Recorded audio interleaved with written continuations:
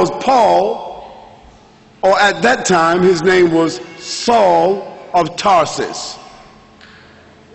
Saul was a bounty hunter.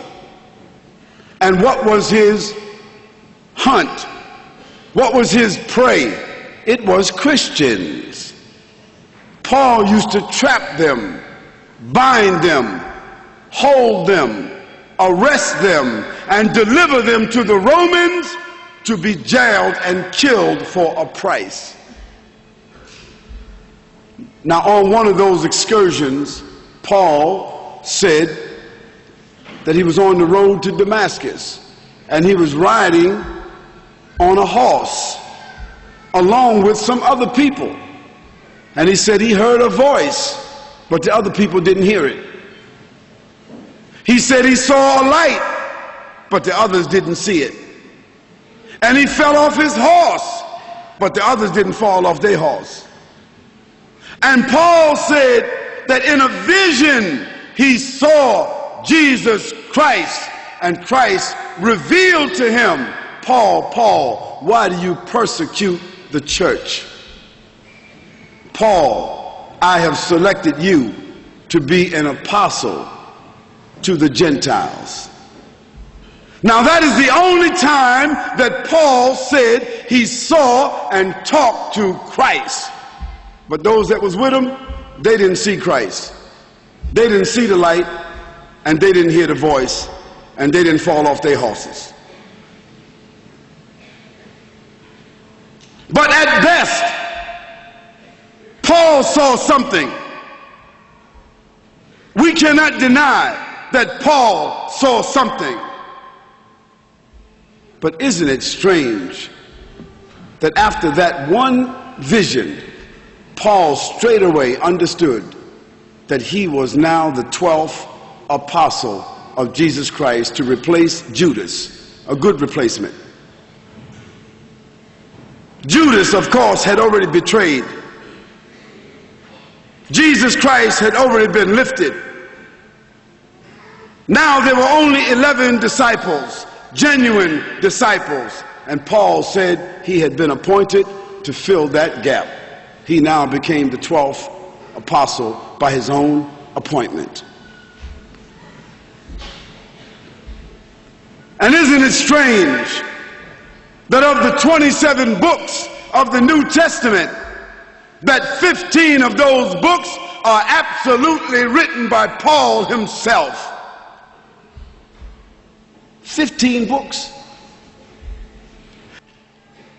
Now most Christians don't know that. Now if you got the majority of the books written by Paul, who never saw Jesus physically,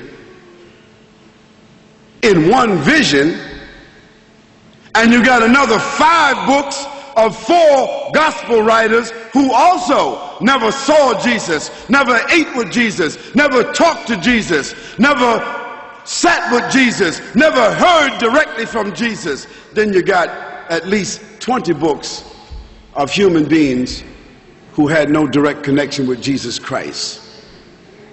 And mind you, all of these books were written without the authorization, without the assistance, without the witnessing, without the documentation, without the collaboration of the other 12 apostles who were living.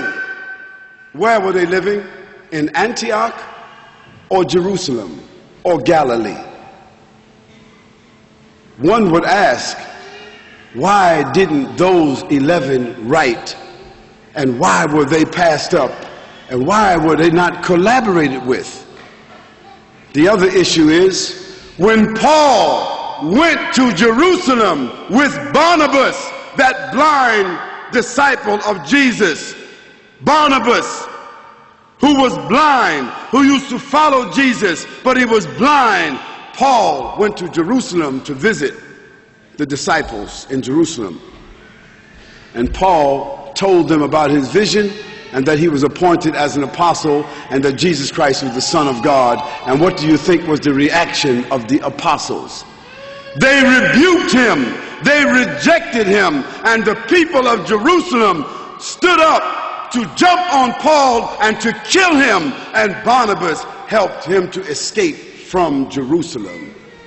Now this is the Paul who has rewritten the life of Jesus Christ and said to us, one, Jesus said, I came not to change and alter the law. Whose law? The law of Moses. Not one jot, nor one tittle, till heaven and earth shall pass away. No one must change or alter the law. For anyone that does so is the least in the sight of God. That's what Jesus said. Now Paul said he came with a new covenant. Paul said he came with a New Testament. Paul said he came to the Gentiles, and that they no longer had to, those that followed Paul, they no longer had to observe the law of Moses. What was the law of Moses? The 10 Commandments. They no longer had to. They could eat pig's meat. The Jewish people today, following the law of Moses, they can't eat pig's meat. So how could Paul change that law and tell them they could eat pig's meat? Paul said they didn't have to circumcise. All Muslims, all Jews, all of those that follow the prophets are circumcised. How is it that Paul said they don't have to be circumcised? Paul said they didn't have to observe the Sabbath. Now the Sabbath is one of the commandments, one of the 10 commandments. And Jesus said, when they asked him about, Jesus said, do you know which is the greatest of all the commandments? What commandments was he talking about? He's talking about the commandments of Moses. He said, do you know which is the greatest commandment? Jesus said, love the Lord thy God with all thy heart and all thy mind and all thy soul. This is what Jesus said was the first of the commandments. Because that commandment from Moses was, hear ye, O Israel, the Lord thy God is one, and thou shalt not worship anyone except the Lord thy God, and thou shalt not bow down to any graven images in the heavens or in the earth or in the sea below. For the Lord thy God is a jealous God, and thou shalt not worship any gods along with him. That was the first of the commandments. But Paul said we didn't have to observe that commandment. And it was through the epistles of Paul that Constantine later on, 300 years later, he decided to reconcile this new Jesus at the Council of Nicaea.